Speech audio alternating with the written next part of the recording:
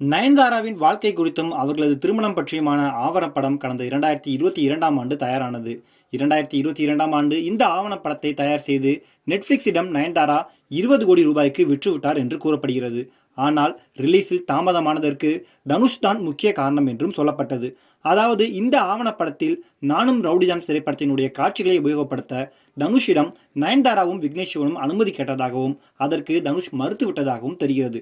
இதனையடுத்து ட்ரெய்லரில் 3 வினாடிகள் வரக்கூடிய நானும் ரவுடிதான் திரைப்படத்தினுடைய ஷூட்டிங் ஸ்பாட் கிளிப்பிங் இடம்பெற்றுள்ளது. இதனையடுத்து நானும் ரவுடிதான் படத்தினுடைய தயாரிப்பாளர் என்கிற முறையில் தனுஷ் 10 கோடி ரூபாய் நஷ்டஈடு கேட்டு வக்கீல் நோட்டீஸ் அனுப்பியுள்ளார். இதனையடுத்து ஒரு வழியாக இன்று அந்த ஆவணப்படம் ரிலீஸ் ஆனது. இதற்கிடையே தனுஷை கண்டித்து 3 பக்க அளவில் நயன்தாரா சில நாட்களுக்கு முன்பு ஒரு கடிதத்தை எழுதியிருந்தார். அதில் தனுஷை கடுமையாக தாக்கியிருந்தார். மேலும் தந்தையாலும் அண்ணனாலும் நீங்கள் வளர்ந்தீர்கள் என்றும் ஓப்பனாக பேசியிருந்தார்.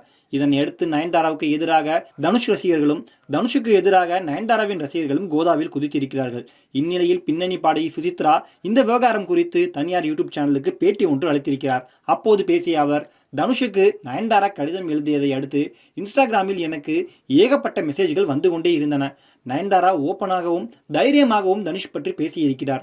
மேலும் அந்த கடிதத்தை பார்த்த பிறகு பலரும் என்னிடம் நீங்கள் தனுஷை பற்றி சொன்னபோது யாரும் நம்பவில்லை, இப்போது நயன்தாராவே பேசியிருக்கிறார் என்று கூறினார்கள். தனுஷ் ஒரு முத்தி போன சைக்கோ. யாரடி நீ மோகினி பட சமயத்தில் நயன்தாராவை தனுஷ் பர்சனலாக துன்புறுத்தினார். அது மட்டுமின்றி அவரும் கார்த்திக் குமாரும் சேர்ந்து நயனுக்கு ரூட்டும் விட்டார்கள்.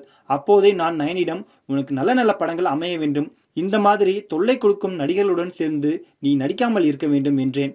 செட்டுக்கு வரும்போது ஒரு ஃபார்மாலிட்டிக்கு தனுஷை பார்த்து நயன்தாரா ஹாய் என்று சொன்னால் அதை காதல் என்று தனுஷ் எடுத்துக்கொள்வார். நீங்கள் வேண்டுமானால் பாருங்கள், இன்னும் 10 நாட்களில் நயன் லீக்ஸ் என்று ஒன்று வரும், அதனை தனுஷை ஆள் வைத்து வெளியிடுவார் என்று பரபரப்பை ஏற்படுத்தியிருக்கிறார் சுசித்ரா.